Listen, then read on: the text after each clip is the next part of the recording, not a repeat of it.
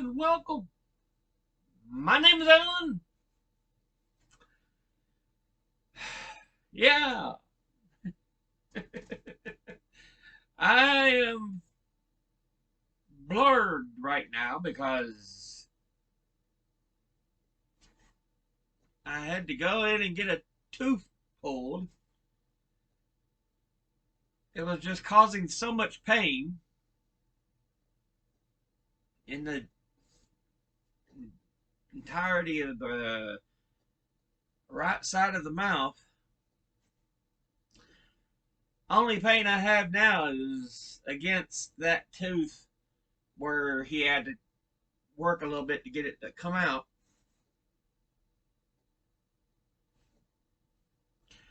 But other than that, I'm feeling much better. Fingers crossed we stay that way. I still need to go ahead and just remove the top teeth and get a plate. I'm an old man now. I need I need a plate. I ain't going to get full dentures because bottom teeth are still mostly viable. So anyway, that's news from me. Let's hop into this autobiography of a freedom rider. We're starting on chapter 6, In the Stillness of the Midnight. So let's go ahead and jump into this. The Freedom Ride was scheduled to continue from Jackson to New Orleans on June the 23rd, 1961, which would include a stop in Macomb, Mississippi. No other students had volunteered to join the ride, so we thought it would be easier. It would be only Mary and me on a bus leaving Mississippi. She and I began to fill out our applications to join the riders and firm up our plans to meet on the railway's bus station in Jackson. To become a freedom rider, one had to make a higher level commitment to nonviolent direct action, which was viewed within the state of Mississippi as irresponsible and possibly suicidal. By signing on for the demonstration, we agreed to, with Corps' position that federal law would be on our side and that the test and that to test enforcement of the law, we would refuse to be segregated on the interstate bus. We were picked up on the morning of June the 23rd by Mrs. A.M.E. Logan, who drove us within a block of the bus station on Pascagoula Street in Jackson. Miss Logan knew our anxiety was very high. Mary and I did not know what fate had in store for us. We mentioned it was possible that we would be beaten or killed.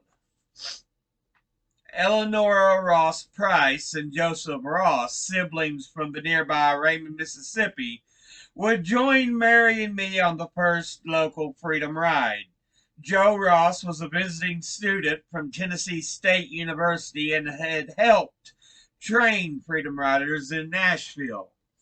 Mrs. Logan, a Jackson resident, had risked her life daily by transporting civil rights workers from one place to another, often receiving harassment and threats. She did all she could to keep us calm and at the same time raise our spirits. As the four of us, Eleonora, Joe, Mary, and me, departed the automobile 1/2 block from Jackson bus station, there were no policemen in sight. However, Their presence soon became evident as we walked up to the entrance. We walked in, purchased our tickets to New Orleans, and proceeded to the waiting room designated for whites. Upon crossing that color line, we were met by Captain J.L. Ray, Chief of Police for Jackson, along with a horde of policemen. 3 times Captain Ray informed us that we should have because we were disturbing the peace. That we should leave because we were disturbing the peace.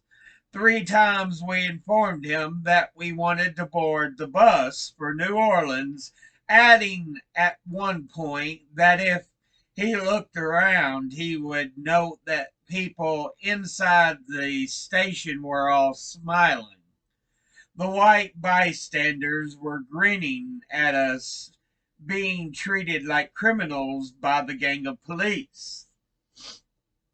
We had simply walked into the bus station and acted as though segregation no longer existed. We warranted our that warranted our immediate arrest. The police escorted us out of the building and into separate paddy wagons to be transported to jail. The Freedom Ride would not be allowed to continue out of Mississippi, but other measures would be taken to keep the nonviolent direct action protest against segregation going into New Orleans. The Freedom Rides evoked suspicion and outright hostility from white Southerners and many different people in the South and throughout the country. As the first residents of Mississippi to join the Freedom Rides and get arrested, the local papers branded us the Tougaloo Four. Dozens of other black Mississippians would also join the rides.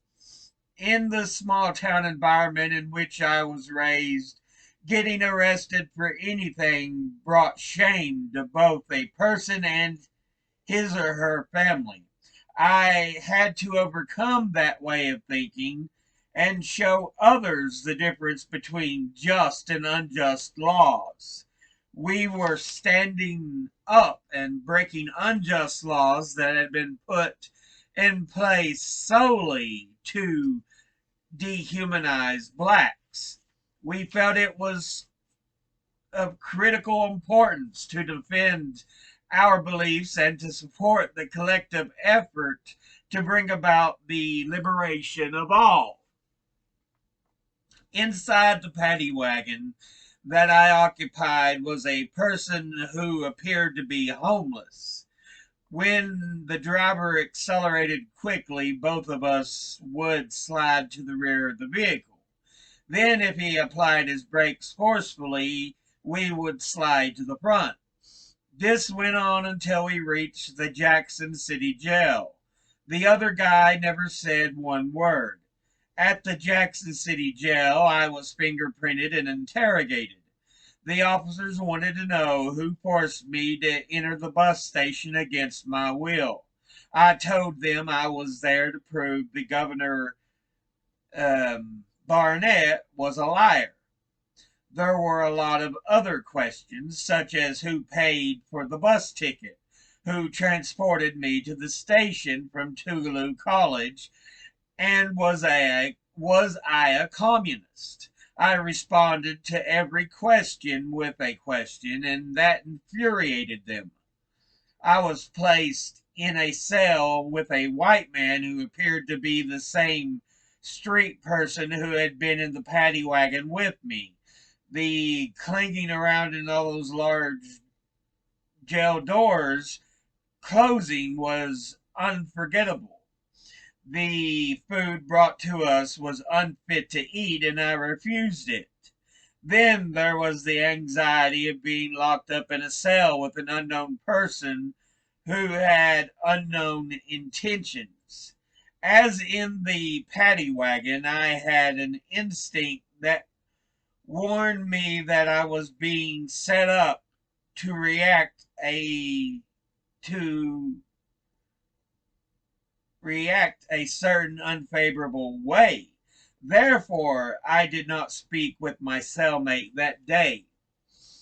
Late on in the night of June the 23rd, I was transported to the Hinds County Jail and I was placed in an empty cell. Once again, the sound of the closing of those large steel doors was horrible. I believe that isolation was designed as a method of harassment. As I sat there in that jail cell, I began to wonder if I had done enough. Was I making a difference? Deep inside, I felt that I had, and I was. And then, from deep within the bowels of that facility, came the mighty sounds of people singing, "We shall overcome." Peace came riding in like a hurricane. I knew there were freedom riders near me, but not in my sight. At night I could hear them singing freedom songs. I couldn't carry a tune, but I would sing as loud as I could. Inside those walls, I felt freedom. Around mid-morning on June the 24th, I was taken again to an interrogation room. This time the ordeal was a little more intense.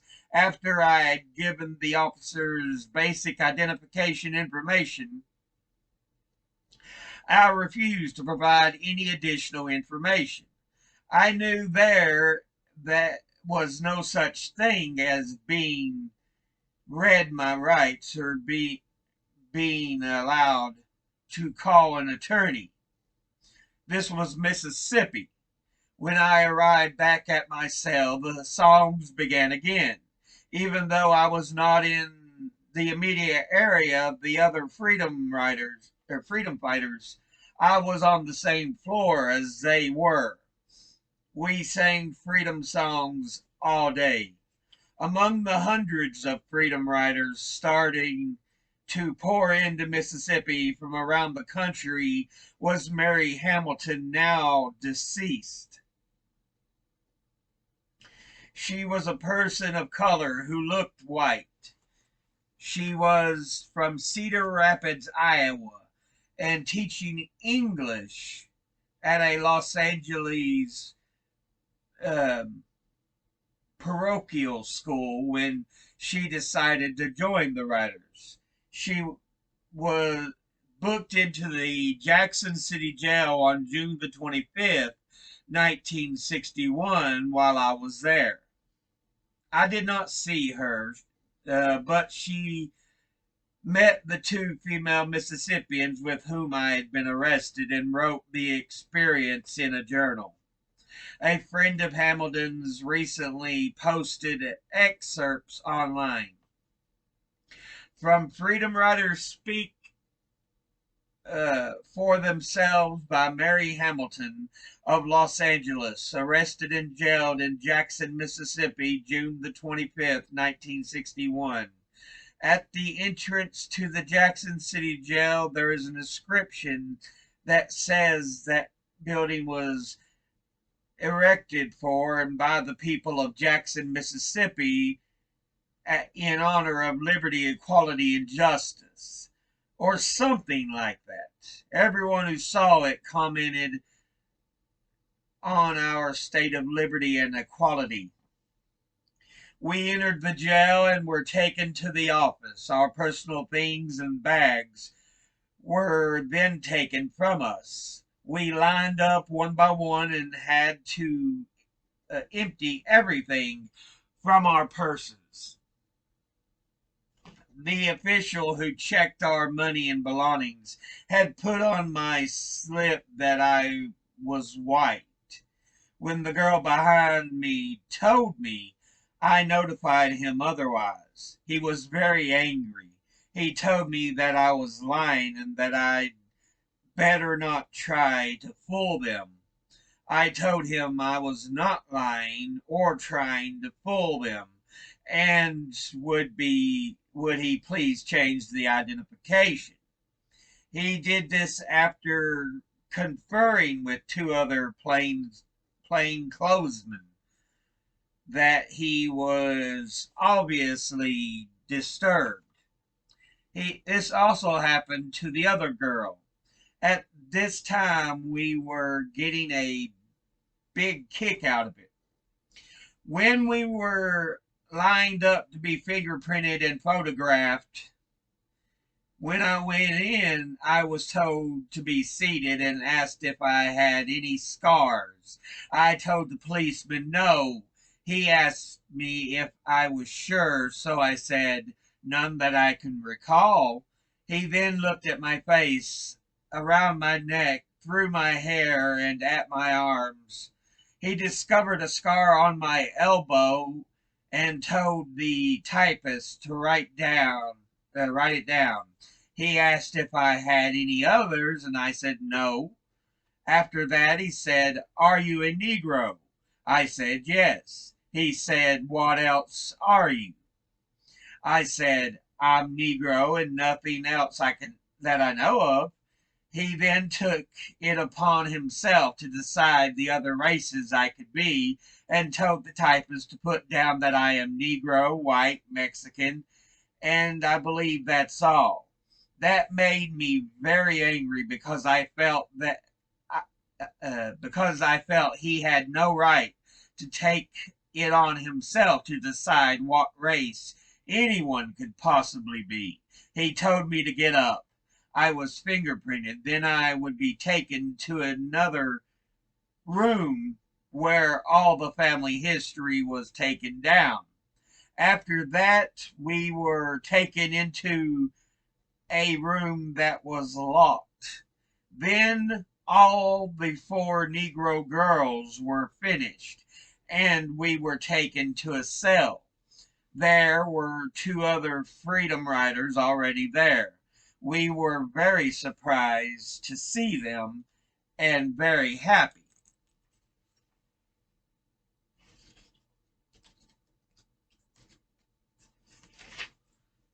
These two girls were students from Tougaloo College, which is just outside of Jackson, Mississippi. One was from Texas and the other from Jackson. After we introduced ourselves, they told us that they and two fellows from Tougaloo had decided to go on a freedom ride to refute Governor Barnett's public declaration that all Negroes in Mississippi are satisfied. These four were only the first from Mississippi to go on the freedom ride. Also in our cell, there were four other Negro women inmates. We introduced ourselves and they told them we were freedom riders. While they didn't speak much, their manner was very friendly. Before we left, we gave them our freedom rider buttons, which they took very gladly and concealed. On each side of us there were women inmates. As we sang our songs, we shouted down the corridor or access or across the way to get other freedom riders and other inmates. The other inmates said, "We know who you are. Freedom riders. We're with you. When we get out, we're going to join you." But I'll go ahead and end this particular episode there. So, yeah, they are immediately taken to jail. They're not even given the chance to get on the bus.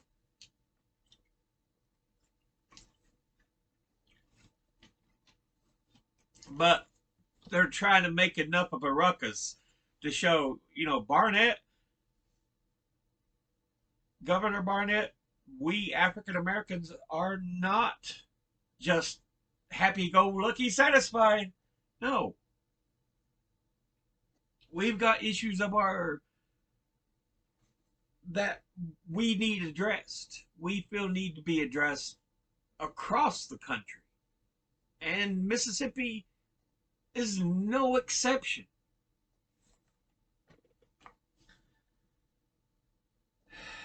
But you know, the freedom riders are put into jail, and other freedom riders are put in the same cell block.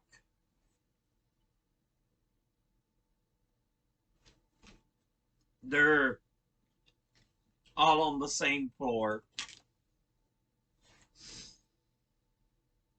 but they try to keep each other's spirits up.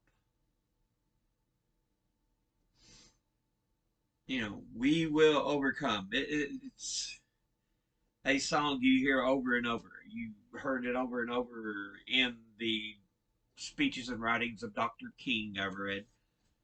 And you're hearing it in the autobiography of a freedom rider here. It's already been mentioned a time or two.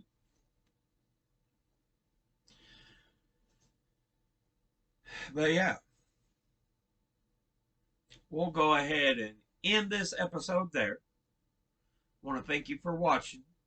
As always, educate thyself, think, read, study, learn. Someone tries to tell you something you have trouble believing, ask them to cite their sources. I'll see you all in the next video. Until then, later.